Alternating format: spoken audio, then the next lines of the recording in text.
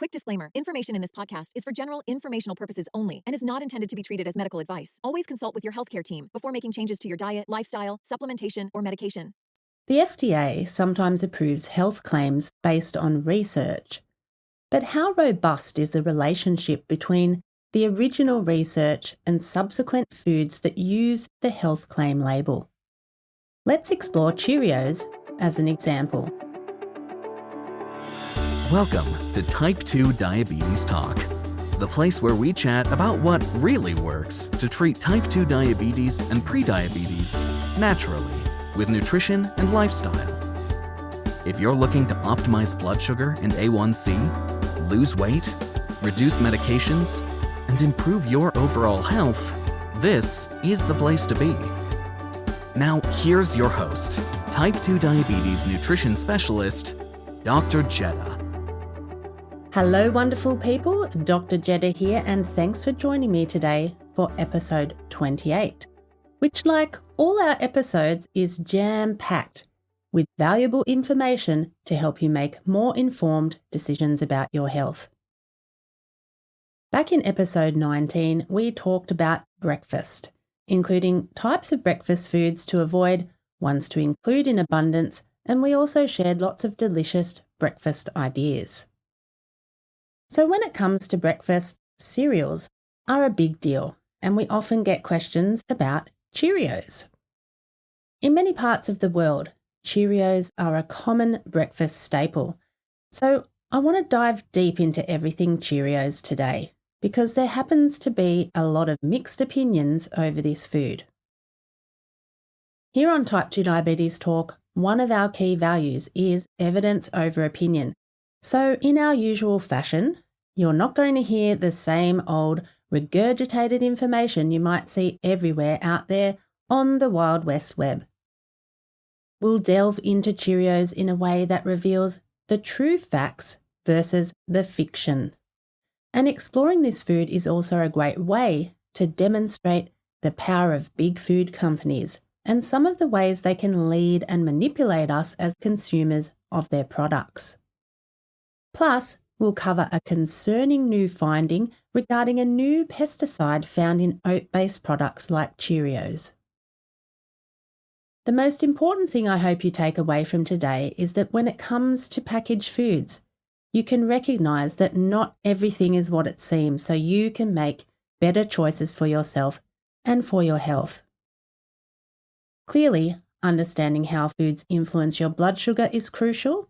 So let's dive into the nutritional content of Cheerios, the health claims and ingredients, their impact on blood sugar levels, and whether Cheerios can be part of your meal planning. Let's start with the nutritional overview of Cheerios.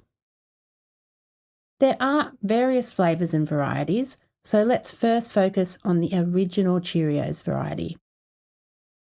For a 1-cup serving of original Cheerios, we're looking at 94 calories, 1.7 grams of total fat, 19.3 grams of carbohydrates, 2.6 grams of fibre, which adds up to 16.7 grams net carbs when we subtract the fibre from the carbohydrate, and protein is 3.3 grams. Cheerios are low in fat and low in protein. They are pretty much all carbs, with 19.3 grams of total carbs and 16.7 grams net carbs.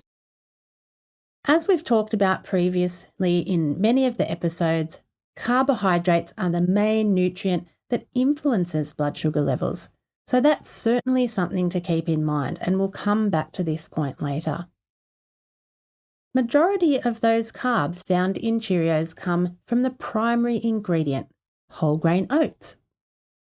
Other ingredients include cornstarch, sugar, salt, and tripotassium phosphate, which is a food additive.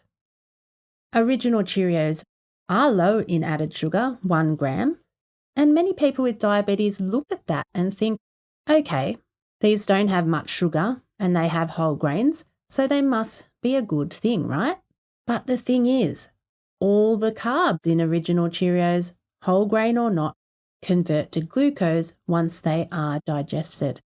And what that means is your body and blood sugar has to deal with the 19.3 grams of carbs in 1 cup of original Cheerios. When we look at other varieties of Cheerios, the carb count only increases. For example, Honey Nut Cheerios are one of the most popular eaten varieties, and they contain 30 grams of carbs for a 1 cup serve, which is a lot of carbs. Honey Nut Cheerios have not only carbs, but they are high in added sugar as well, with 12 grams of sugar coming from ingredients like sugar honey and brown sugar syrup. So the Cheerio varieties vary in carb content from the original Cheerios, 19.3 grams, all the way up to a whopping 43 grams per serve. As I said, original Cheerios are the lowest in carbs at 19.3 grams per cup, cinnamon Cheerios 22 grams, multigrain 24, chocolate peanut butter 26, the chocolate and blueberry flavours contain 29 grams of carbs, honey nut, frosted and apple cinnamon flavours are all 30 grams carbs. The honey nut medley is a whopping 39 grams of carbs per cup, and the top of the carb count is the Cheerios Oat Crunch with a 43 grams carbs per 1 cup serve. That's just crazy. We'll post a table of all these different Cheerios varieties so you can head down to our website at type2diabetestalk.com with episode 28 to find all those nutrition details. The key point here is that all of these Cheerios varieties are very high in carbohydrates. And the reality is, most people simply are not going to find Cheerios a blood sugar-friendly option. Before we look closer at some other ingredients in Cheerios, let's chat about the health claims that food companies use to attract us as consumers. We've all seen the Cheerios box health claims which state, can help lower cholesterol as part of a heart-healthy diet. Many flavours display this health claim, including original, strawberry banana, very berry, honey nut, frosted cinnamon, blueberry, chocolate, and apple cinnamon. Now, let's make one point entirely clear. There isn't any actual scientific evidence to suggest Cheerios themselves are beneficial for health. There are no randomised controlled trials showing Cheerios benefit health. In fact, there is zero scientific evidence on Cheerios. Zero. To support their health claim, the only statement on their website is this, and I quote, Cheerios has soluble fibre from whole grain oats which can help lower cholesterol as part of a heart-healthy diet. 3 grams of soluble fibre daily from whole grain oat foods in a diet low in saturated fat and cholesterol may reduce the risk of heart disease. Cheerios Original provides 1.5 grams per serving, and specially marked Cheerios varieties provide 0.75 grams per serving. So that's it. Because Cheerios contain soluble fibre, an amount in the range of 0.75 to 1.5 grams, they can help lower cholesterol. Or so we're told. Really, this is highly questionable. It's time to leave all the noise and confusion behind and get proven, practical solutions that really work. Understand your diabetes and exactly what to eat to keep your blood sugar stable, lose weight, and reduce medications. All this and more is possible with Dr. Jetta's scientifically proven T2 diet program. Take charge of your diabetes health and join the program today. Visit type2diabetestalk.com/programs. So let's delve deeper into research about this to try to get a clearer picture. The claim that soluble fibre from whole grain oats can help lower cholesterol and potentially reduce the risk of heart disease stems from the understanding of how beta-glucan, the type of soluble fibre found in oats, functions within the body. In studies, beta-glucan has been shown to reduce LDL cholesterol, often referred to as the bad cholesterol, which can be a risk factor for heart disease. studies have shown daily doses of at least 3 grams of beta-glucan may help reduce LDL cholesterol by 5 to 7%. In 1997, the FDA approved a health claim for beta-glucan soluble fibre from oats for reducing cholesterol levels and risk of heart disease, and many other places around the globe followed to authorise the health claim. Foods that hold this claim have to provide at least 0.75 grams of soluble fibre per serving. But let's just put this in perspective. On average, rolled oats contain about 2 to 3 grams of beta-glucan for a half a cup dry quantity. So you'd need to eat between half to a third of a cup of dry oats to get at least 3 grams of beta-glucan. Half a cup of oats also contains around 27 grams of carbs, 4 grams of fibre, so 23 grams of net carbs. While the fibre may be beneficial, all the carbs in oats convert to glucose once they are digested and can raise blood sugar. While we're told oats are a healthy food, many people with type 2 or pre-diabetes can't tolerate them due to their high carb content. In terms of beta-glucan, the point is you'd have to eat quite a large serving of oats themselves in order to get the benefits of the beta-glucan. And eating whole oats in their original form is the best way to ensure the maximum amount of beta-glucan is consumed. Because the thing is, research shows that many factors can affect beta-glucan in foods, say processed foods, for example. This includes the methods of cooking, processing, and storage. And these things can all affect the molecular weight and solubility of beta-glucan and therefore its effectiveness. Coming back to Cheerios, as we established earlier, there is no specific research on Cheerios and cholesterol. It is simply a reliance on the previous studies on oats and beta-glucan. And yes, the main ingredient in Cheerios is whole grain oats. But Cheerios, while made from whole grain oats, which are a source of beta-glucan, do not contain as much beta-glucan per serving as whole oats. To reach an intake of at least 3 grams of beta-glucan per day, as recommended for cholesterol-lowering benefits, one would likely need to consume a much greater volume of Cheerios compared to eating whole or rolled oats.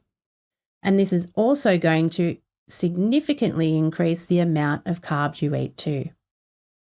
All of this to say that while there is research on soluble fibre in oats, and the FDA has authorised health claims of certain food products that meet certain criteria, it often needs to be taken with a grain of salt, put into perspective, especially when it comes to processed and packaged foods. What about all the carbs and sugar in Cheerios? How are those going to affect people's health? Too many carbohydrates can actually raise cholesterol levels, and many people who have high cholesterol probably don't know that. So potentially eating Cheerios could lead to worse health for people. That is a possibility. Without scientific evidence for Cheerios specifically, it is a lofty statement.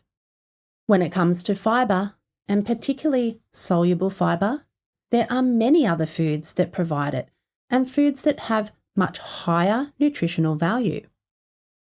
Chia seeds have 4 grams of soluble fibre per tablespoon. A quarter cup of black beans provides 2.7 grams of soluble fibre. Quarter cup of lentils, 1.7 grams. Half a cup of broccoli has 1.5 grams soluble fibre. Half a cup of Brussels sprouts and half an avocado both contain 2 grams of soluble fibre. Fruit and vegetables provide soluble fibre. Nuts and seeds provide soluble fibre. There are lots of foods that are not super high in carbs that can provide soluble fibre, and higher amounts of insoluble fibre too, all of which have great health benefits. And guess what?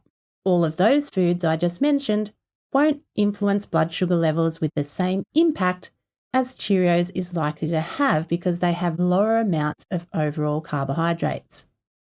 These foods are also much better for you overall, the fruits, vegetables, beans, legumes, nuts and seeds.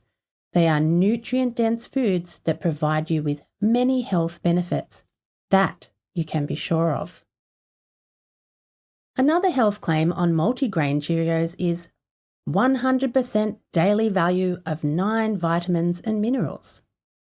All box varieties of Cheerios also contain an array of vitamins and minerals because, like most cereals, they are low in quality nutrients themselves, so they need to be added back in to provide any real nutritional quality. Original Cheerios contain calcium carbonate, iron and zinc, vitamin C, niacin, vitamin B6, vitamin A, B1, folic acid, vitamin B12 and vitamin D3. Okay, that's not necessarily a bad thing, that they include vitamins and minerals.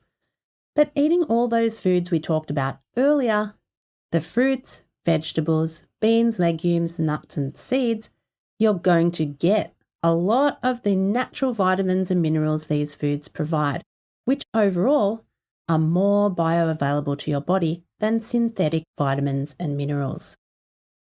What you need to be aware of is that many breakfast cereals make bold health claims, but in general, they are all high in carbohydrates. Many are also high in sugar and are low in nutritional quality. Because of their high carb content, breakfast cereals aren't really a great breakfast food for anyone, but particularly so with diabetes.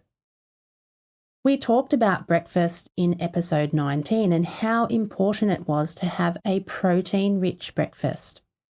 Protein stabilises blood sugar levels throughout the day, satisfies our appetite and reduces hunger, maintains muscle tissue, supports weight loss and maintenance, supports the body's hormonal responses and cellular function, and much more.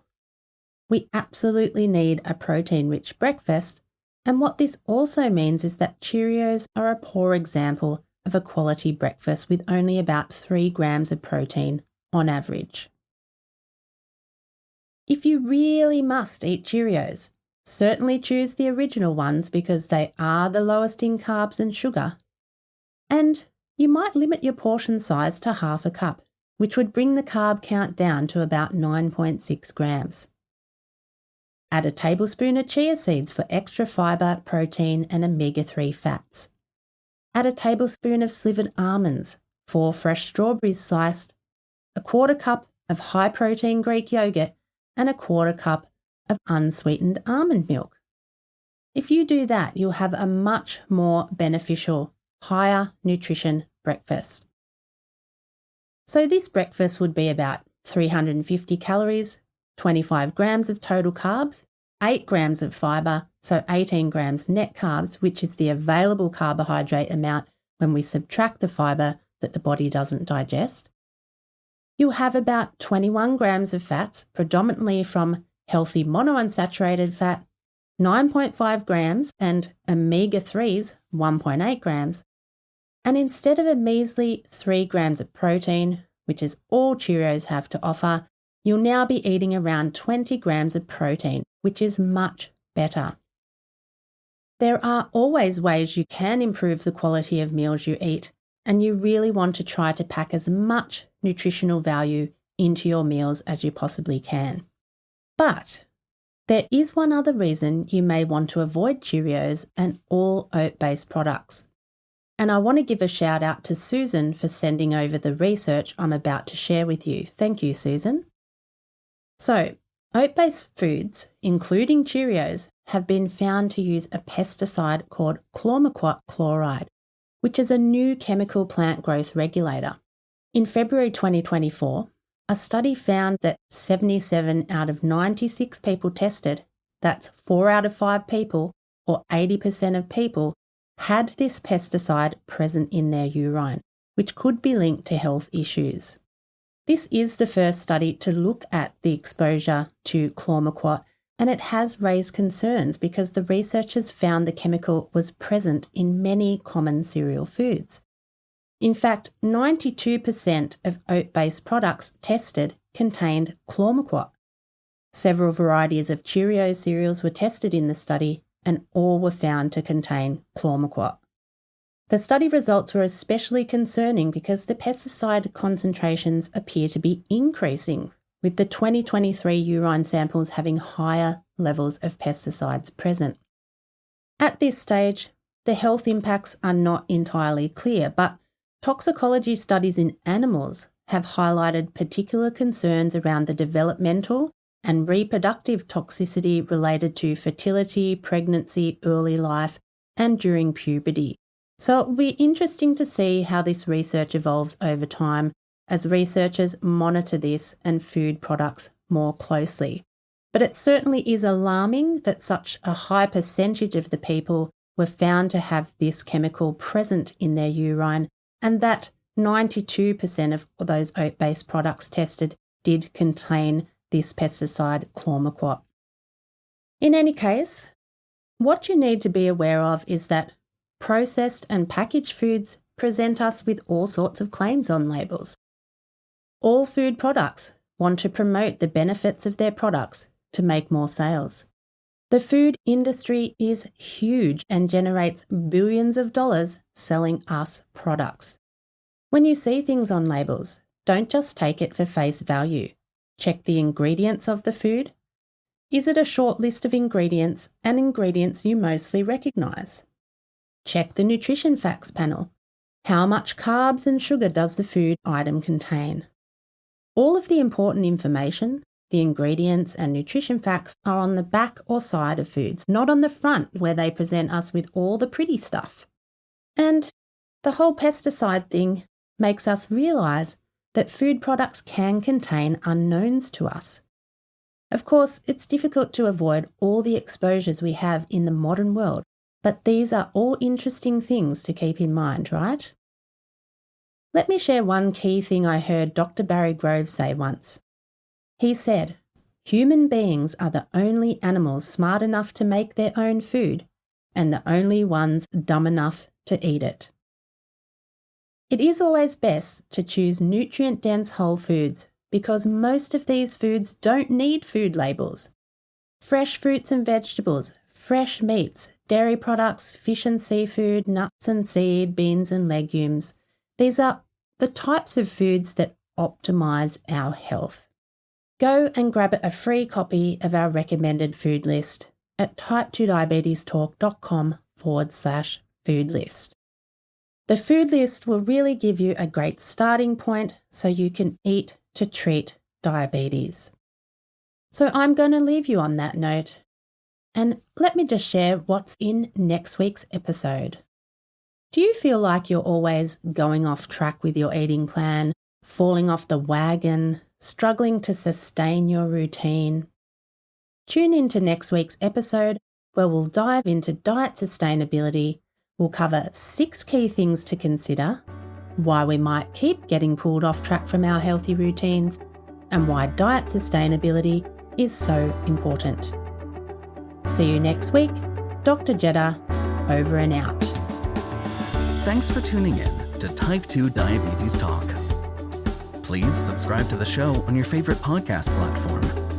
And for episode replays, episode notes, and more, visit type2diabetestalk.com. New episodes are available Tuesdays, 10 a.m. U.S. Eastern Time, or your time zone equivalent. Thanks again. We're truly grateful to be a part of your life and help make a real difference.